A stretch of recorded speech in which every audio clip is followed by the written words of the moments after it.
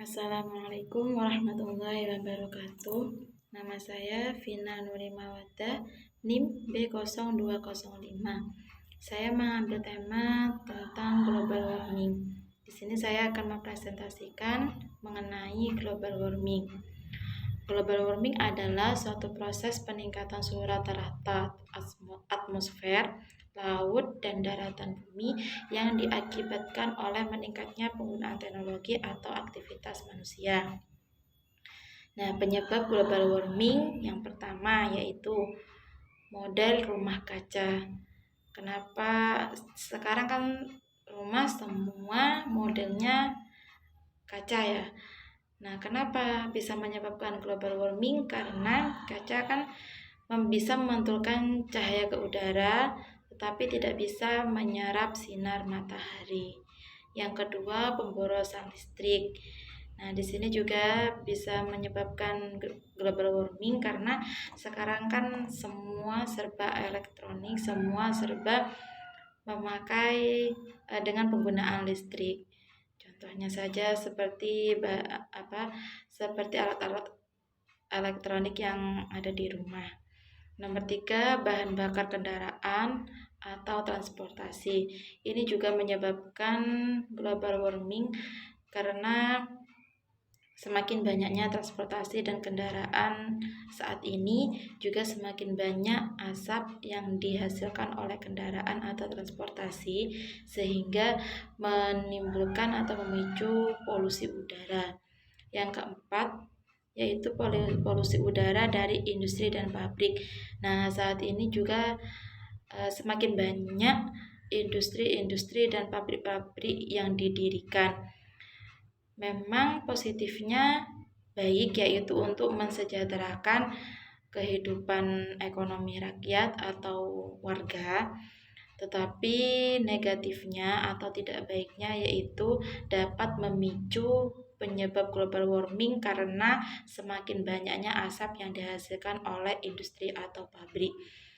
Nah, selanjutnya dampak global warming. Yang pertama yaitu suhu di permukaan bumi semakin lama akan semakin ekstrim, seperti beberapa bulan yang lalu kita akan mengalami panas panjang, lama tidak turun hujan, musim panas berkepanjangan.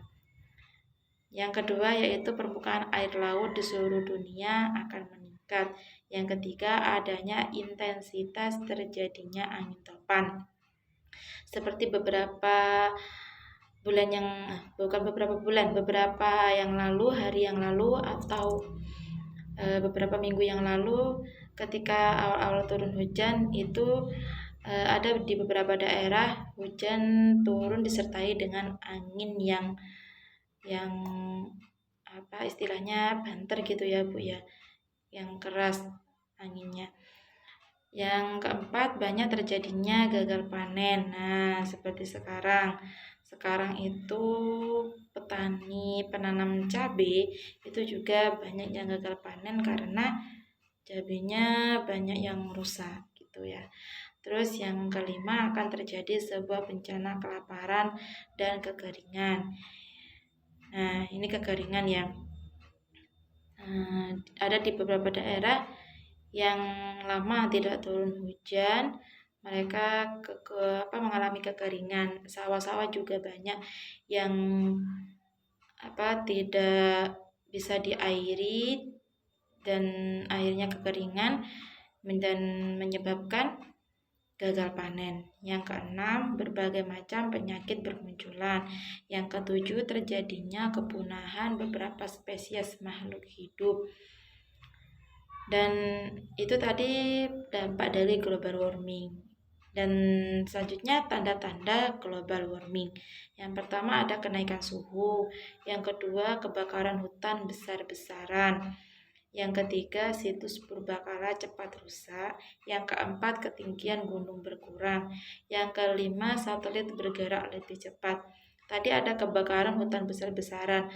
Kenapa bisa menjadi tanda-tanda global warming?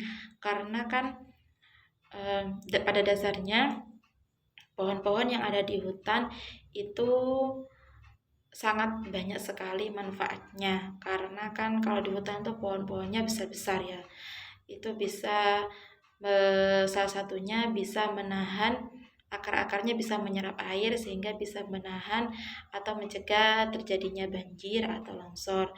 Dan apa semakin banyaknya pepohonan itu akan semakin banyaknya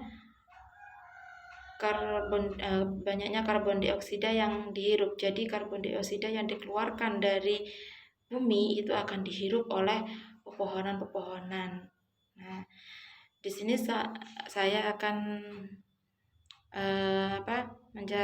bukan menjelaskan, salah satu dari mengantisipasi bisa mencegah terjadinya global warming, yaitu dengan cara reboisasi atau penanaman kembali hutan yang gundul dan tumbuh-tumbuhan penghijauan di tempat-tempat atau daerah-daerah yang minim akan pepohonan atau tumbuh-tumbuhan dan hijau-hijauan. Mungkin sekiranya hanya itu yang bisa saya sampaikan, dan atas kekurangannya saya mohon maaf yang sebesar-besarnya. Sekian dari saya. Wassalamualaikum warahmatullahi wabarakatuh.